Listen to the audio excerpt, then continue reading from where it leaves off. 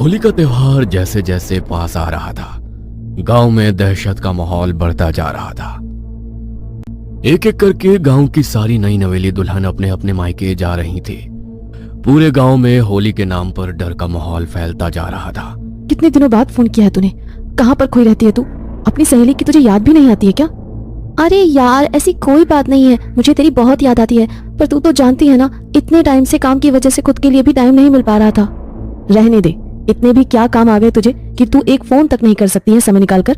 मैं तो बहुत नाराज हूँ तुझसे, सच्ची। अरे बाबा, गुस्सा मत हो मुझसे, तेरे लिए एक बहुत अच्छा गिफ्ट है। कुछ दिन में वो तेरे पास आ जाएगा और मुझे पूरा यकीन है कि उस गिफ्ट को देखकर तू अपनी सारी नाराजगी भूल जाएगी। और उसका फोन स्विच ऑफ हो गया। ये लो, अब इसने कॉल भी कट कर दिया। ये लड़की भी ना, और पता नहीं कौन से गिफ्ट भेज रही है मेरे लिए, लेकिन इस बार जो भी हो, मैं किसी गिफ्ट से मानने वाली नहीं। माँ, इस बार यहाँ पर ये मेरी आखिरी होली होगी।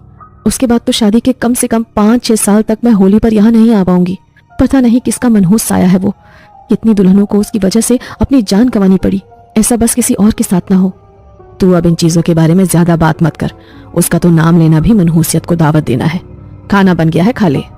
सभी गांव वालों ने अपने घर की खिड़कियां और दरवाजे शाम को ही बंद कर लिए, मगर रात के लगभग 8 बजे नंदिनी के घर की डोरबेल बजी।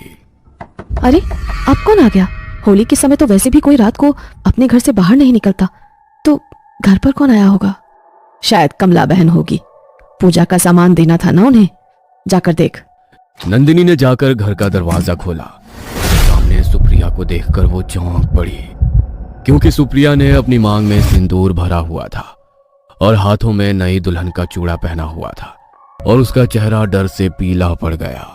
लग गया ना 440 वोट का झटका तुझे? अरे, मैंने और गौरव ने शादी कर ली है। लगा ना जोर का झटका। और हमारी शादी अभी पिछले हफ्ते ही हुई है। सबसे पहले हम तुझसे ही मिलने आए हैं।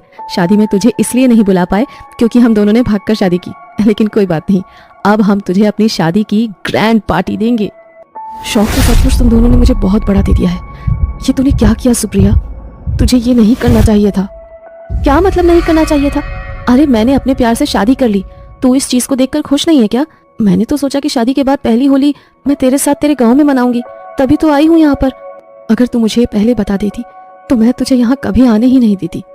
वो सुप्रिया और गौरव को घर के अंदर ले जाते हैं और उन्हें चाय नाश्ता परोसते हैं। क्या बात है नंदिनी, तू इतना ज्यादा घबरा क्यों रही है? जी, आपको हमारा यहाँ आना अच्छा नहीं लगा क्या? ऐसी कोई बात नहीं है, बस हमारे गांव में ना नई नवेली दुल्हन होली वाले दिन गांव में रह नहीं सकती है। क्या मतलब है गांव में नहीं रह सकती है? कोई दिक्कत है यहाँ पर, या फिर कोई रीति रिवाज है ऐसा? अरे, तू क्या बोले जा रही है? साफ साफ पता ना बात क्या है। बेटा, बात यह है कि हमारे गांव में कोई भी नई नवेली दुल्हन होली नहीं मना सकती। अगर कोई भी नई नवेली दुल्हन होली के दिन इस गांव में होती है तो वो उसे नहीं छोड़ती। वो उसे अपने साथ ले जाती है। वो जो सालों से नई नवेली दुल्हनों को अपना शिकार बना रही है, वो प्रेत, वो आत्मा, वो रूपा। अरे आंटी, क्या बोल रही हैं आप? आपके कहने का मतलब है कि गांव में भूत है? सभी लोगों के समझाने पर गौरव और सुप्रिया शहर जाने के लिए राजी हो जाते हैं, मगर वहां से निकलने के लिए जब गौरव अपनी गाड़ी स्टार्ट करने लगता है तो काफी जोर लगाने पर भी गाड़ी स्टार्ट नहीं होती है। अरे, यहाँ आसपास कोई मैकेनिक है क्या? पता नहीं गाड़ी को क्या हो गया है, गाड़ी चालू ही नहीं हो रही है। इसे उतरकर उसे अच्छे से चेक करता है, लेकिन गाड़ी में कोई खराबी उसे नजर नहीं आती है, और लगातार कोशिश करने के बाद भी गाड़ी स्टार्ट होने का नाम ही नहीं लेती है। मैं एक मैकेनिक को जानता हूँ, उसके पास फोन करता हूँ। नंदिनी के पापा गांव में काम करने वाले मैकेनिक के पास फोन करते हैं, मगर वो रात के पहर वहां पर आने से साफ इनकार कर देता है। आज रात हमें यहीं पर रुकना पड़ेगा? हाँ सुप्रिया, लेकिन तुम ज्यादा टेंशन मत लो। सुबह होते ही मैं कुछ जुगाड़ कर लूंगा और फिर हम दोनों यहाँ से निकल जाएंगे। आप सब टेंशन मत लीजिए। गाड़ी ठीक ना होने की वजह से अब सुप्रिया और गौरव को नंदिनी के घर पर ही उस रात रुकना पड़ता है। अरे सुप्रिया, क्यों इतनी रात को पायल छनका रही हो? बड़ी मुश्किल से तो आंख लगी है, अपने पैरों को हिलाना बंद कर दो प्लीज। इतना कहकर गौरव जैसे ही पलटकर अपनी दूसरी तरफ देखता है तो वहां सुप्रिया थी ही नहीं। कहाँ तुम सुप्रिया? गौरव उठकर सुप्रिया को इधर उधर देखने लगता है। तभी उसकी नजर खिड़की के बाहर जाती है और वो देखता है कि सुप्रिया एक पेड़ की तरफ नंगे पांव चलती जा रही है। भी खिड़की से कूदकर जल्दी से सुप्रिया के पीछे जाता है और जैसे ही वो सुप्रिया के पास पहुंचकर उसके कंधे पर हाथ रखता है तो सुप्रिया उसे पलटकर देखती है, मगर सुप्रिया को देखकर डर के मारे गौरव के पसीने छूट जाते हैं, क्योंकि सुप्रिया का चेहरा बेहद भयानक हो चुका था। आंखों की पुतलियां जैसे एक जगह जम गई थी और चेहरे पर एक अजीब सी शैतानी हंसी छाई हुई थी। बच नहीं पाओगे, शिकार तो तुम बनोगे मेरा। जिंदा नहीं छोड़ूंगी इसे। इस गांव में कोई भी नई नवेली दुल्हन होली नहीं मना सकती, क्योंकि अगर वो होली मनाएगी तो सिर्फ खून की होली मनाएगी। कई घंटे बाद जब गौरव को होश आता है तो वो देखता है कि नंदिनी और उसके परिवार वाले गांव वालों के साथ घेरा बनाकर उसके पास खड़े हुए हैं। आप शांत हो जाइए। नहीं, मुझे शांत नहीं होना।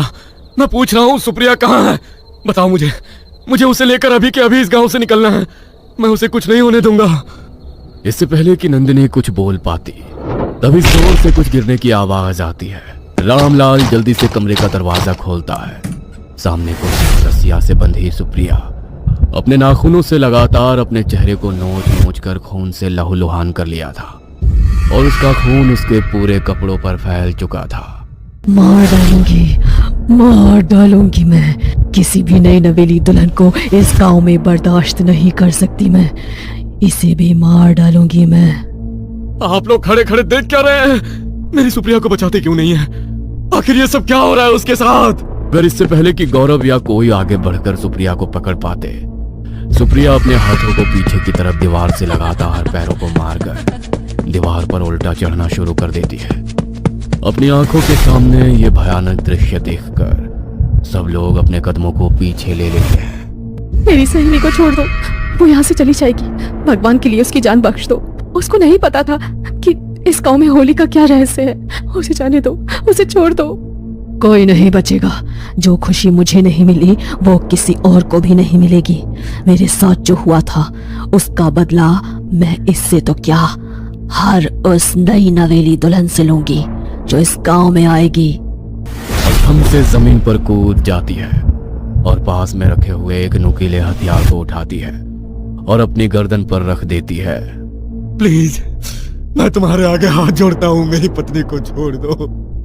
बहुत बड़ी गलती हो गई हमसे जो हम यहाँ पर आए।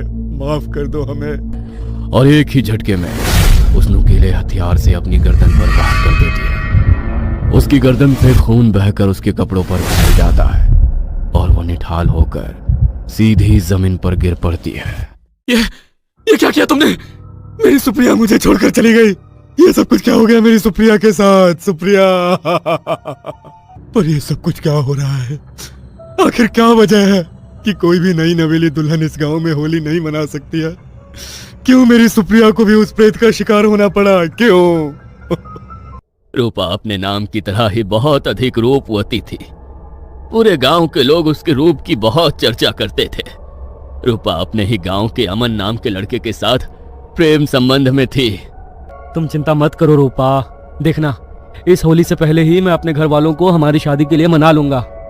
इतना कहकर अमन रूपा को गले से लगा लेता है, लेकिन उन दोनों की सारी बातें गांव में रहने वाला मनोज सुन लेता है, जो मन ही मन रूपा को बहुत चाहता था। इस अमन को क्या लगता है कि ये मेरी रूपा को अपना बना लेगा? रूपा मेरी नहीं हुई ना तो मैं उसे किसी और की भी नहीं होने दूंगा। मनोज जल्दी से रूपा के घर जाता है और रूपा और अमन के प्रेम संबंध की बात उसके घर वालों को बता देता है, जिसके बाद से रूपा का घर से निकलना बंद हो जाता है। अमन के बिना रूपा का हाल बेहाल हो चुका था। होली वाले दिन रूपा की सहेलियां होली खेलने के लिए जबरदस्ती उसे घर से ले गई, मगर रूपा का होली खेलने का बिल्कुल दिल नहीं था। इसलिए अरे मेरी रूपा, अब तो अमन तेरा कभी नहीं होगा। आज होली वाले दिन मैं तुझे अपने हाथों से रंग लगाकर अपनी बना लूंगा। आज मैं होली वाले दिन तुझे अपनी बाहों में भरकर तेरी जिंदगी में प्यार ही प्यार भर दूंगा। और वो उसके चेहरे पर एक जोरदार चांटा जड़ देती है। दूर रहो मुझसे। मैं सिर्फ अपने अमन की हूँ। उसके अलावा और किसी का होने से पहले मैं मरना पसंद करूंगी। दोबारा मेरे पास मत आना, वरना तुम्हारे लिए ठीक नहीं होगा। और तूने जो मुझे ये थप्पड़ मारा है ना, इसका बदला तो मैं तुझसे लेकर रहूंगा। याद रखना मेरी इस बात को।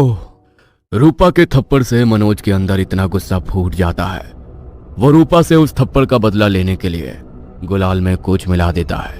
और जब रूपा बड़े से पानी के टब के पास खड़ी होती है, तभी मनोज उस गुलाल को रूपा के चेहरे पर पीछे से आकर लगा देता है और रूपा वहीं पर बेहोश हो जाती है। और मनोज उसी समय उसे पानी के टब में धक्का दे देता है और पानी में डुबा डुबा कर वो रूपा की जान ले लेता है। मैं मानता हूं कि रूपा के साथ जो भी हुआ वो बहुत गलत हुआ, लेकिन आप लोग अपने गांव को उस श्राप से मुक्त क्यों नहीं करवाते? ऐसे तो ना जाने कितनी नई नवेली दुल्हनों को उसकी वजह से अपनी जान गंवानी पड़ेगी। मेरी सुप्रिया, वो खुद अपनी मुक्ति ना चाहे वो मुक्त नहीं हो सकती। इसलिए बस हम गांव वाले हर होली के त्योहार पर बस इसी डर में जीते हैं कि गलती से भी कोई नई नवेली दुल्हन इस गांव में ना आ जाए, वरना उसका वही हाल होता है जो आज सुप्रिया का हुआ है। तब अपनी सुप्रिया को खो देने के गम और गांव में होली के दिन नई नवेली दुल्हनों के साथ होने वाले हादसों की सच्चाई अपने दिल में लिए शहर लौट जाता है।